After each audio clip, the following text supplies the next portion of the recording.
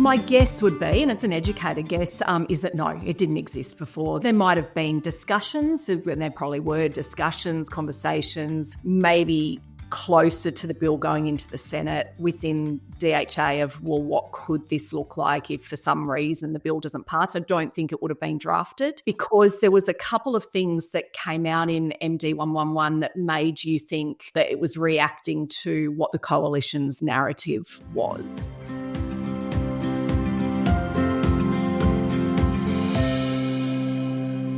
G'day, I'm Rob Malicki. Welcome to Global Horizons for Season 3, 2025. And I'm coming to you from Garigal Land in Sydney. And I'm Dirk Mulder, founder of the Koala News. I'm coming to you from Durrag Country in Western Sydney. And Rob, we've got a special guest today. And I think this year we're going to try and make it a little bit more consistent. It's welcome to our partner in crime, Tracy Harris, who comes from Melbourne. Trace, I'll let you introduce yourself. Good morning, Rob and Dirk, and thanks very much for the invitation. I'm Tracy Harris from Tracy Harris Solutions, and I'm coming to you from the lands of the Wurundjeri people of the Kulin Nation.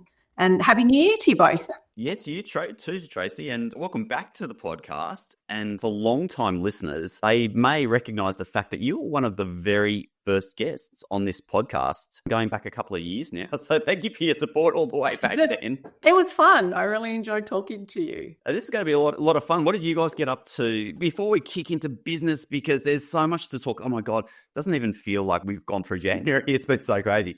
But before we kick into the news, how were your breaks over Christmas, New Year? Oh, mate, yeah, Christmas and New Year were great. Just had a nice quiet one here in the western suburbs of Sydney, where I was able to get out of town a little bit and head up to the New England region, where I spent a week or so in Armidale, and then headed down to Canberra and did a bit of sightseeing, which was lovely.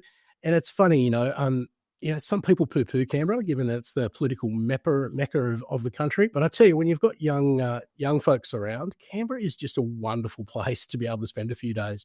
There is so much to do. So, we did all the norms, Questacon, the War Memorial, Mount Aidensley. One of the things, I haven't been to Canberra in a while, Telecom Tower. What is going on? It's been decommissioned. It was incredible. It's formally decommissioned now? Are they going to take it down? I'm not sure. Well, we drove up there and, we get to the top of Black Mountain and, it was a ghost town. There was us in one car and there was an elderly couple from Albury-Wodonga, in another car. And we were both kind of scratching our heads going, what's going on? And there were fences up and, it was a very, very strange situation. I hope they don't ever pull it down because it's such an icon. For people who don't know, I'm from Canberra, born and bred, and Dad still lives in the house that they moved into when I was a baby. And so it still feels like home. And when you're driving up from Melbourne into Canberra, there's a certain point where you come over a hill and you see Telstra Tower and it's like, oh, I'm home. It's that visceral feeling. So I really hope they don't pull it down. And also, personal story, that's when my husband proposed. There was a restaurant up there back in the day. I remember that. Yeah, revolving restaurant. Yeah. And I was saying to Rob and Dirk earlier that we're going to be celebrating our 30th wedding anniversary this year. And that was where it all began. That's where he proposed. So, yeah, it's got a very special place in my heart. So I hope they never pull it down. That's amazing. There we go. Look what we did, Dirk. In the first 4 minutes of this season, we pulled a story out of the bag without meaning to. Exactly. There we go. Gotta love it. Trace, what did you get up to over the Christmas break? Very quiet one. Didn't go back to Canberra because we went and saw the family earlier in December. So we just stayed at home and we've had some very hot weather here in Melbourne over the summer. Some of you, if you're watching the tennis and the cricket, and you would have seen some of the temperatures. So we stayed indoors, did some reading, watched some TV, watched the cricket, watched the tennis, and read. I want to recommend a book that I've just finished called The Visitors, which is a really interesting read. If you haven't read it, Rob, you're acknowledging that you might have heard of it, about taken from the perspective of the First Nations people when the boats arrived and what they were going to do about it. So that was a read that I'd recommend from my summer reading. Nice. I've fallen down the Ken Follett trap over summer. And for those people who don't know Ken Follett, he's one of those authors that writes incredibly hard to put down gigantic books, so 1,100 pages at a pop, and there's a dozen of them. So I fell down that rabbit hole at the start of summer and I haven't yet emerged, which is both a blessing and a curse. Yeah, maybe on that note, blessings and curses. As I say, it feels like the year's already starting to run away with us. As I say, it feels like the year's already starting to run away from us. It's the end of January at time of recording, and plenty of stuff going on. Dirk, might let you just kind of bring us in on the start of the year because, yeah, there's plenty of activity out there. Yeah, absolutely, Rob. I mean, I guess the best thing is to kind of quickly summarise the end of last year. And I think what makes this January seem, I've spoken to a lot of people, and people, like, while the time has flown, there actually hasn't been that much going on. So it's been a really interesting kind of cadence, I think, to the start of the year. And it's probably because at the end of last year, there was just so much activity. So if we cast our mind back, obviously the bill, the ESOS amendment bill, was defeated, or sorry, I shouldn't say defeated, it wasn't even voted on. It's kind of shelved at the end of last year. And it was a really interesting, I guess, case study. Particularly, I mean, Trace, you probably have seen bills, developed and go through Parliament. This is probably the first time that I've been able to really watch a bill from the beginning right through like the entire process and very closely. But it was fascinating to see the build-up, the Senate committee hearings, and then the way it hit Parliament, and particularly in the Senate and the debating, and then the way it just kind of fell away. And, clearly the Liberal Party withdrew its support from the bill. The Greens had obviously been had already declared their position of not supporting it. So Labor just in the end, I think, just didn't have the numbers and they just kind of shelved it. So technically, while if Parliament resits, it is still live and can be debated and can be voted on, it seems in all sort of fact, the bill's kind of dead. And in saying that, with the bill not having the support of the wider Parliament, obviously the Labor government's gone ahead and enacted a new Ministerial Direction 111, which was done in December of last year. Came very quickly. I don't think many people saw it actually coming. And I remember writing the story and saying this is now live and in effect as of midnight tonight, which is pretty incredible. So tonight, as in today, as in when I wrote it. But to see that happen so quickly, it's really, really, I guess, fascinating. So we had this massive crescendo towards the end of last year, and then everyone just kind of put their pens down and went on break. And so it's been really interesting to come back in January, and I think we'll cover that off shortly. But just in terms of how people are going with Ministerial Direction 111, what the feeling is amongst the sector, and some of the things that the government might be doing to I guess, embed that in status quo. I might do a couple of reflections as well, if you don't mind. Just based on what Dirk was saying, one of the things that I've been pondering on, as you do over the summer, is I would love to be able to have an honest conversation with the coalition and find out exactly when they decided they weren't going to support the bill. That would just be so fascinating to know, because in the entire lead up through the Senate hearings, the coalition's message was we welcome caps, we support caps. And I think it really shocked the government when they came out on the morning of the bill going to the Senate to say, came out to the media, it was leaked to the media that they weren't going to support the bill. And I would love to know at what point they decided they weren't going to support it, because I think all of us here and others that we spoke to in the sector, we were pretty certain it was a done deal. I think most of us would have laid money on the fact that the coalition was going to support the bill because of the narrative and not wanting to be the party that the Labor Party could use to say, look at them, they say they're tough on migration and look at what they've done. They've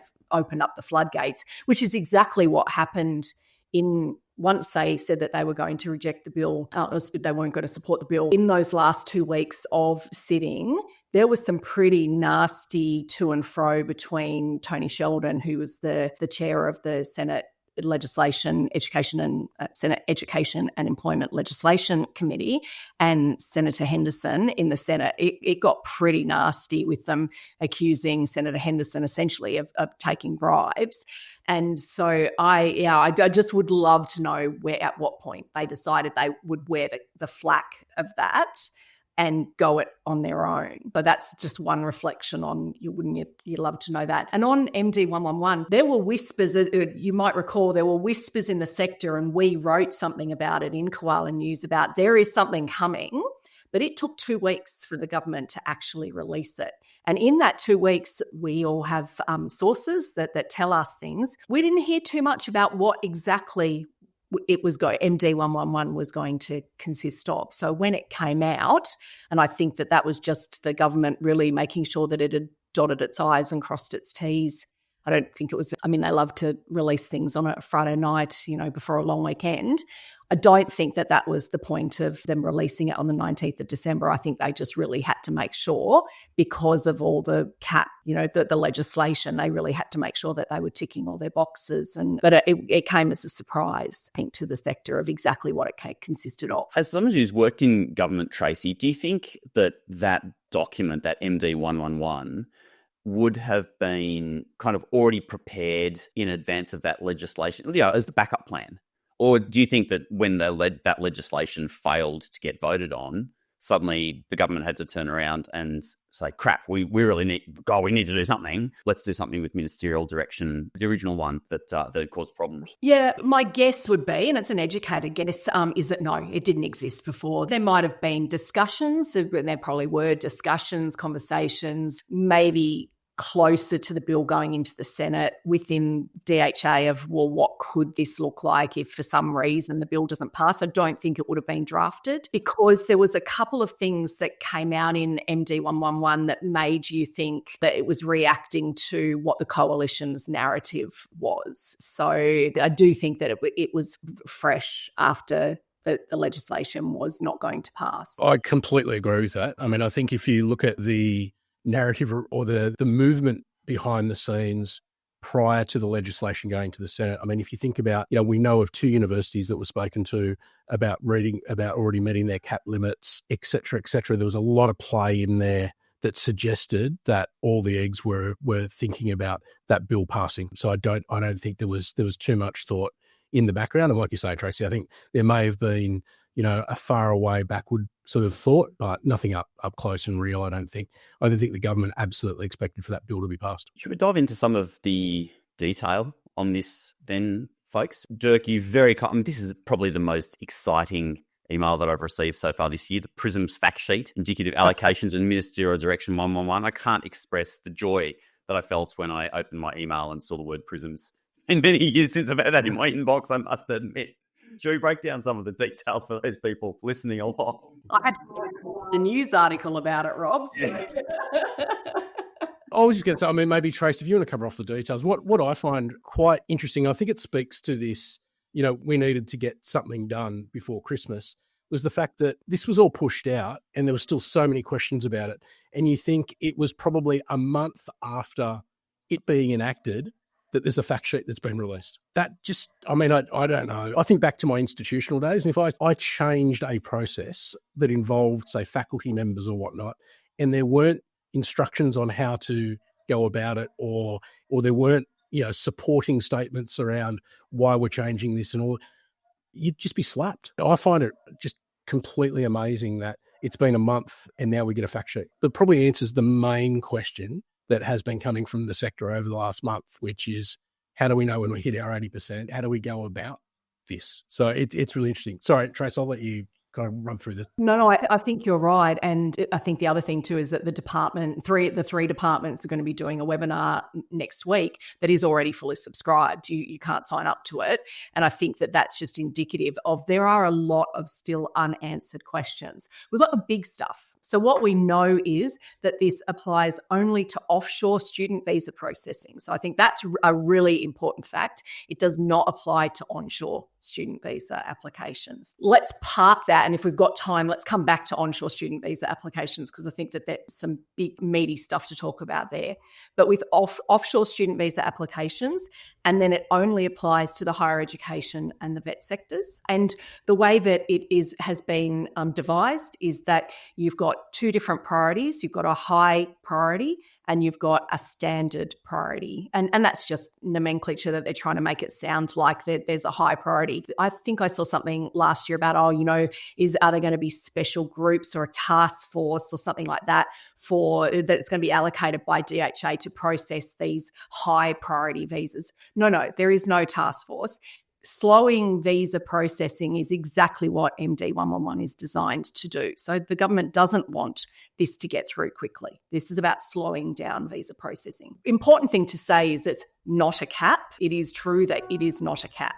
However, the slowing of visa processing and the fact that there are certain intakes that happen within education providers does mean that there's potential for students to miss out on their intake, which then effectively acts as a quasi-cap. But I'll be clear that it is not a cap. So for people will remember that under the cap, the idea of having a cap under the ESOS amendment bill was with new overseas student commencements. There was an indicative allocation for higher education and vet providers. That indicative allocation has then been used for MD111, where if you are a vet or a higher ed provider, other than some of the special exempted categories, which we can go through if you're interested in that level of detail, they have an opportunity to have 80% of that indicative allocation be a high priority. What we don't know then is how that 80% is being, so this is part of the questions. There's a lot of questions that are still to be answered.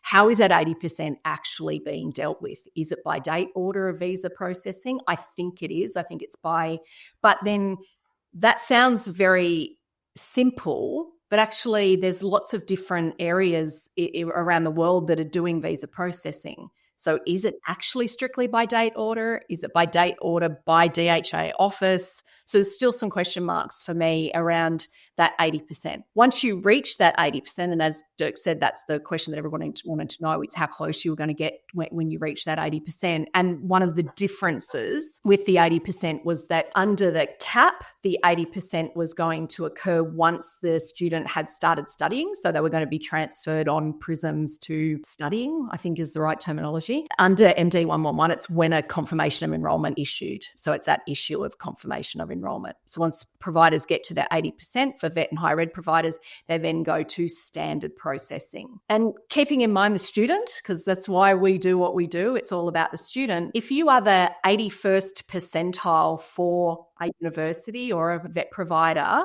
you then don't know when is your visa going to be processed, because the 20% of this indicative allocation, you don't know what to, because there's going to be all of the others visa applications that are in the standard. You just don't know when that's going to be processed. And that's where the kicker is. That's the slow visa processing. So the 80% people are pretty excited about the fact that if you were being affected under MD107, where your visas were being processed behind those that were evidence level 1, this is good news for you up to your 80%. I don't know, that's probably enough detail. If people want to know what the exempted, there are exempted categories and they have, a lot of them have been transferred over from the ESOS amendment bill. I don't know that we need to go into that level of detail unless you're interested in that. Yeah, I think the point I probably want to pick up on is, so there's a new report, obviously, that's been developed that is accessible by Prisms. One of the really interesting ones in reading that fact sheet is the word indicative, and there seems to be a big asterisk still around working out where these exemptions, and again, some of these categories are really grey. I would find it really difficult to be able to land on a spot with full transparency and certainty where an institution and a government can agree on their numbers. So for instance, in the fact sheet, it says for each COE listed, the report identifies student information if it's counted as a NOSC or if it is exempted and not counted as a NOSC, including the exemption reason. However, the data contained in this report is indicative only, as it may not contain all up-to-date exemptions, such as foreign government scholarships, transnational education program arrangements, which are currently collected manually from providers. So if we take, the one that stands out for me is transnational education program arrangements. So if somebody's studying a transnational program by that institution offshore and they choose to transfer onshore, they are exempted. It is really difficult with the way that I think that the way the current Home Affairs Office processes visas, and again, remember that one office may pick up the slack from another region, where they could actually understand those transnational arrangements unless they are somehow being identified through the visa application process, which I'm not sure that they are at the moment. Well, that's what's bananas, Dirk. The way that comment manually is exactly right. So what is happening is that providers are providing spreadsheets into the government, and I believe it's the Department of Education who must then be flagging it in Prisms for DHA, because that's how it was going to happen under ESOS Amendment Bill, manually. I mean, Prisms, we were joking about Prisms earlier. Poor Prisms has had so little money invested in it for over the years, and hence this is one of the reasons that providers are having to do this manually. So can you imagine names being we've all worked in providers, an education provider, having to extract names, foreign names, in the right order that appears on their passport to provide manually via spreadsheet to a government agency to then be exempted. I mean, it's just, I can see the schmozzle that is going to happen. Yeah, and that goes back to your point about that poor person who might be on the 81st percentile. Could there be 1,000 exemptions in a transnational context or foreign government scholarship context or, other exemption categories. And then what happens if you are that first person? You're sitting around waiting for ages. One of the things that I did last week was actually sort of take the pulse of the sector. And it was interesting because the fact sheet was released the day after I published the story, or on the day that I published the story. So the alignment of it wasn't quite right. And I don't think anyone knew that the fact sheet was actually coming. So that was quite interesting. But there seems to be two groups in the industry at the moment with regards to MD 111. The first is, dare I say, universities who are underneath their 80% cap. And they all seem to be, I don't want to say cruising along, but they all seem to be fairly happy. Their visas are being processed in a reasonable amount of time.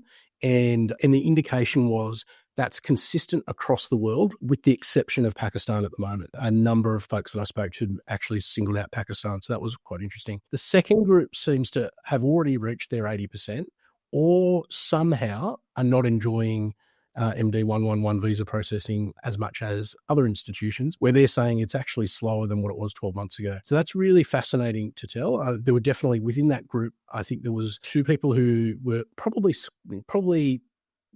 I don't want to say certain, but they're probably confident that they're around the 80% mark. And then there were a couple that weren't. So it was really interesting to see that there was a dichotomy between those kind of two groups. And the one thing that obviously I picked up on was that university administrators are clearly sharing this information amongst themselves, because a number of them spoke of other institutions that may have been having issues or may have been enjoying the current environment. So that's really interesting. Dirk, in that second category, were they universities that had benefited under 107?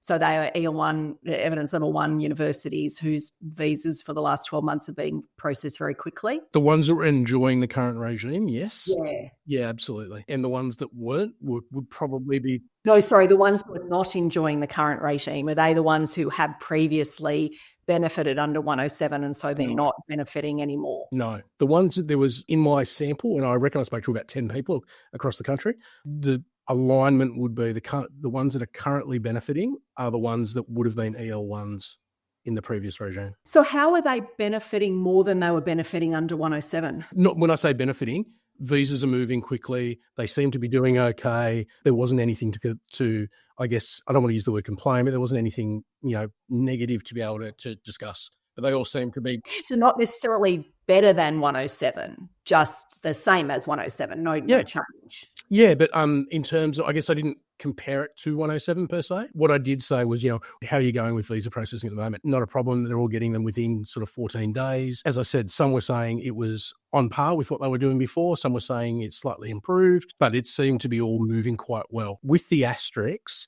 we don't know what's going to happen once we hit 80%. And then that moves into that second group, which seemed to be people that were either EL2s or 3s. And again, there'd be crossover within that, right? So this is a very much a generalization. Seem to be EL2s and 3s. They seem to be really struggling with where they were at in terms of mainly processing time, and it's still inconsistent decisions. So maybe there's how do I phrase this? While policy has been released centrally, the memo hasn't quite reached all the posts just yet. It's also probably important to point out that the SSVF still exists. So if you are an evidence level 2 or 3, that the extra evidence that your students have to provide still exists. Because it was one of the questions about MD 111 is, well, does evidence levels still apply? Yes, they do, because they still apply in terms of the evidence that a student has to present.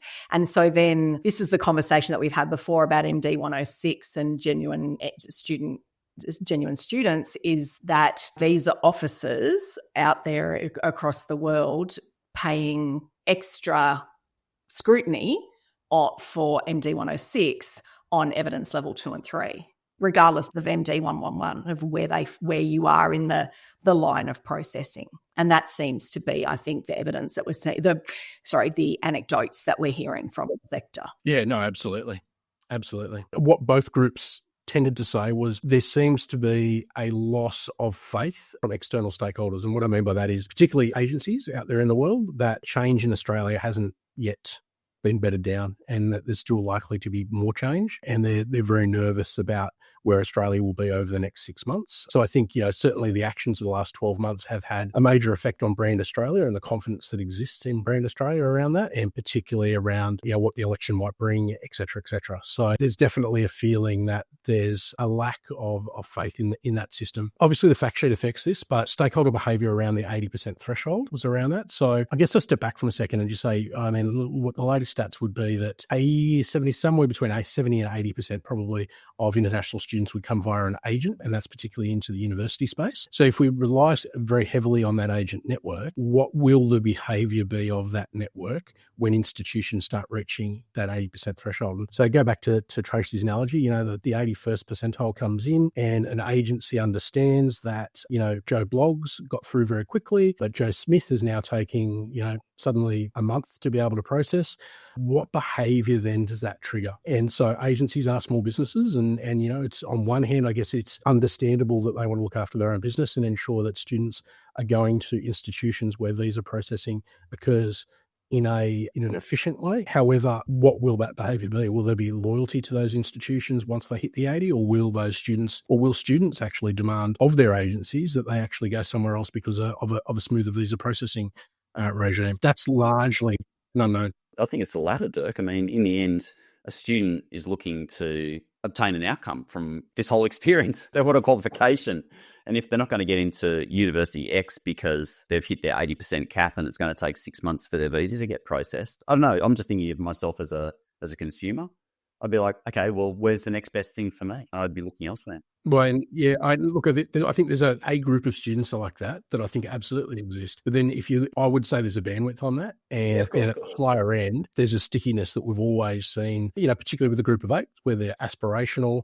They want to be able to get into those institutions. Now, if they hit their 80%, and again, we talk about this in the past in terms of fees, right? Fees get to a certain point at the higher institutions. At what point does that then change behaviour to go to a different institution because of affordability?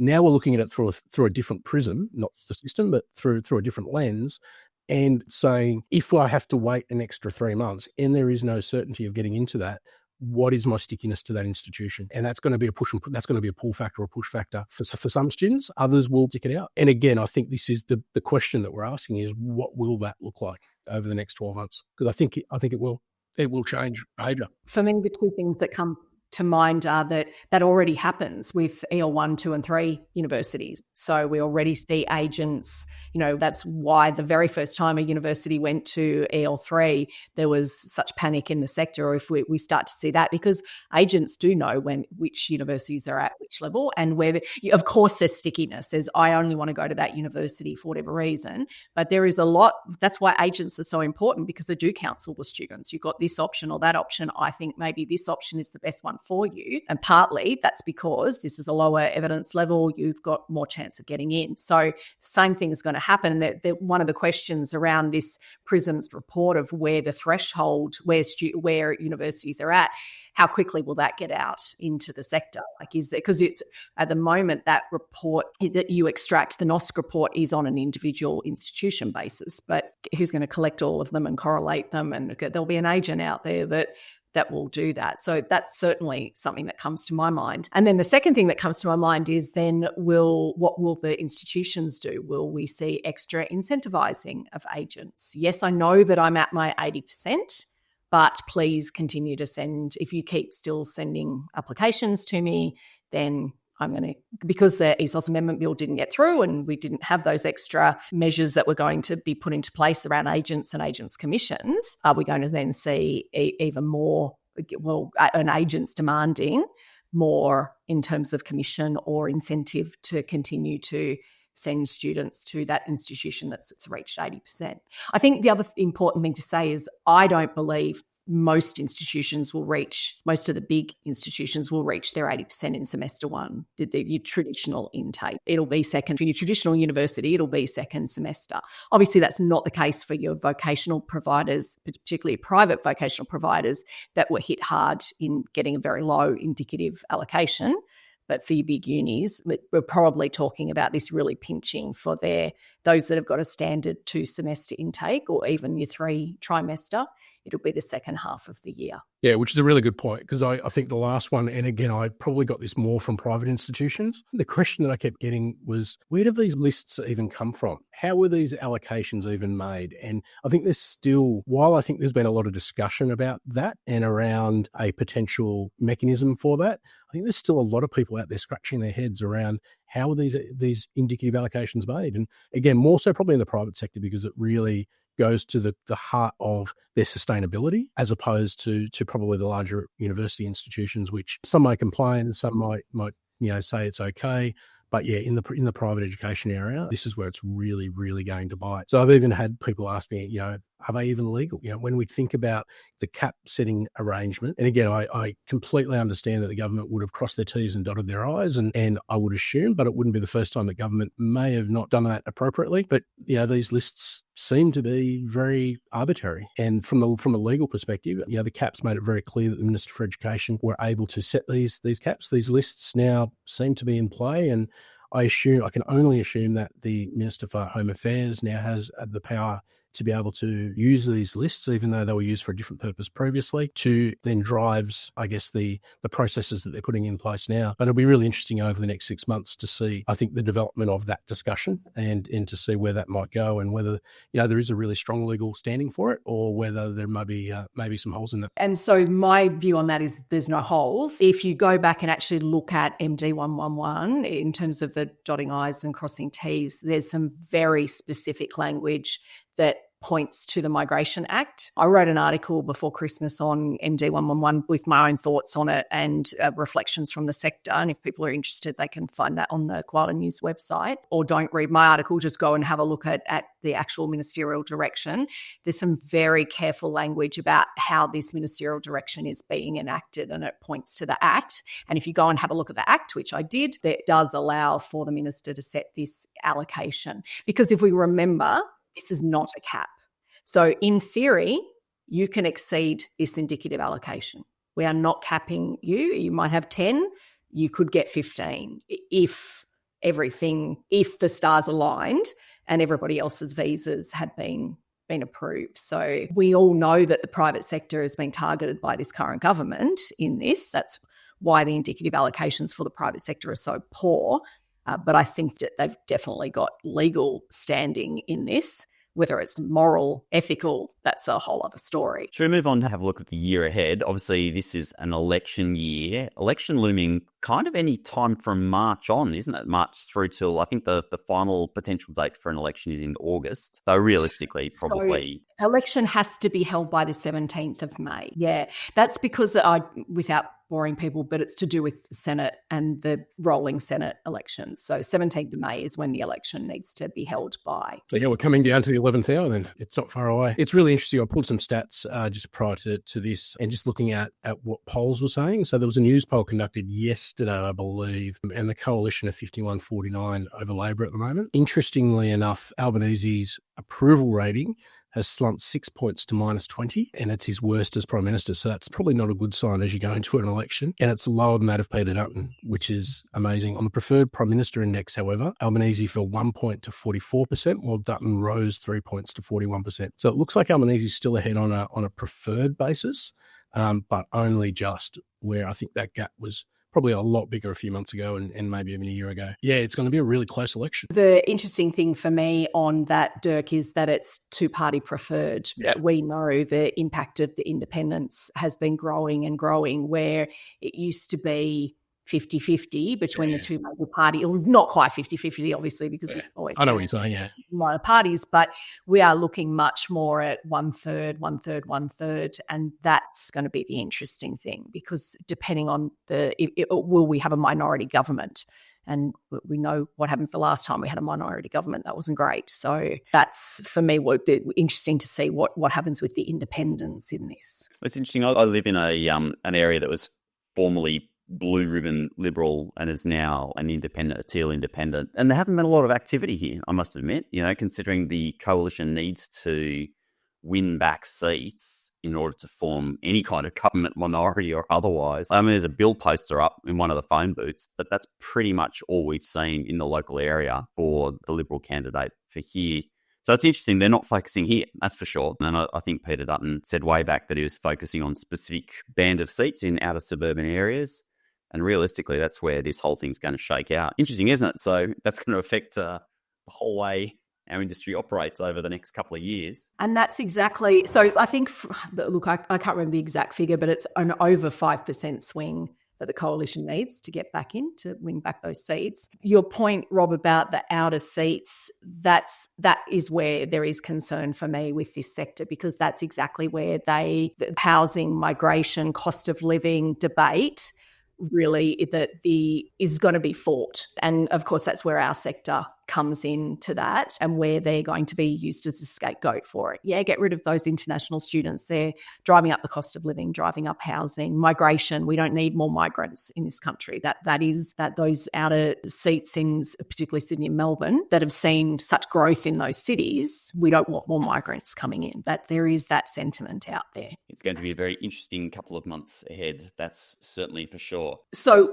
what we saw was we've seen Peter Dutton come out and do his quasi-launch for the election, where he actually talked about talking to metropolitan universities about limiting international students. We saw Albanese give a National Press Club address just recently. He didn't mention international students at all, or housing or migration in the Press Club address. So then what does that mean going forward to the rest of the year and through the election? I attended the Study Move webinar yesterday that Kerry Ramirez gave, and even Kerry was saying that they're not willing to put too much of a prediction on a forecast for what the rest of this year is going to look like. There's still a lot of uncertainty for us in the sector. Not too many new policies, of course, because of election and caretaker, but what will happen after the election, depending on which party gets in, that there is still some uncertainty ahead. Sounds pretty accurate to me. Just what we need, another year of it. Another year of uncertainty. Yeah, it actually makes me think back to the end of the first season of the podcast, and I think that was just when they announced student caps. And I was like, yeah, here's a Christmas gift from the government. It feels like we got another Christmas gift in terms of Ministerial Direction 111 heading into this year. So who knows where we end up in 12 months' time. That's the game, isn't it? Awesome chatting with you both to kick us off into season 3 of Global Horizons. Actually, so Dirk and I made a bit of a prediction. Guys, maybe just to wrap up, what are you most looking forward to in the year ahead? Could be personal or professional. I'm going to do one of each if I'm allowed. My personal is the one that I referred to earlier, is our 30th wedding anniversary. So I'm very excited about that. And professionally, I'm looking forward to working with Dirk to see what more we can do with the Koala News, all the stories out there. If you're not already a subscriber, then make sure you subscribe. That's a great little pitch there, Trace. Thank you. Yeah, I mean, I think, this year's going to be, I think it's a bit of a blank canvas, to be honest, both personally and professionally. It's kind of both exciting and a little bit nerve-wracking to see what the year might unfold. For me, traditionally, I've always been a bit of a planner, so not knowing where the foot goes down in the next step is a little bit disconcerting. But also, I mean, if I can reverse engineer that, it should be exciting. So this year is going to deliver some really highs and possibly some lows, depending on what happens professionally. But yeah, it's something to look forward to. And I think if anything, I think this year is going to be very entertaining one way or another. Awesome. Well, great chatting with you guys on episode 1 of the podcast, and we'll be seeing you in the weeks and months ahead. And for everyone listening along at home, or if you're watching this as well, of course, thekoalanews.com is your spot for all of your international education news. Make sure that you've signed up there. And I recommend following along on LinkedIn, because a lot of those articles end up in your LinkedIn feed pretty quickly after they drop. So that's my preferred place actually to get the news really fast. So jump on LinkedIn, look up Koala News, and just hit that follow button. That will get you there. Hey, look, if you haven't yet done it, can you share this podcast with a friend at work? Our audience is growing all the time, and we always get great feedback, not only about these news episodes, but also about the personal profiles that we do on every second week. So please share it with one of your colleagues. That really helps us out to get this out to more people. And other than that, guys, I think we're just wishing everyone a happy, healthy, successful 2025 ahead, are we not? Absolutely. Happy New Year. See you later, guys. Thanks for joining me, Tracy and Dirk. Thank you. Thanks. If you've enjoyed this episode of the Global Horizons podcast, consider subscribing to our newsletter. Search for Global Horizons podcast and then just pop in your email address, and that way you will never miss out on all the critical international education news that you need to stay up to date with. This episode has been produced on Garigal land in Sydney. Our video and audio editor is Len Zamora, and I'm your host, Rob Malicki. Have an awesome day. See you in the next episode.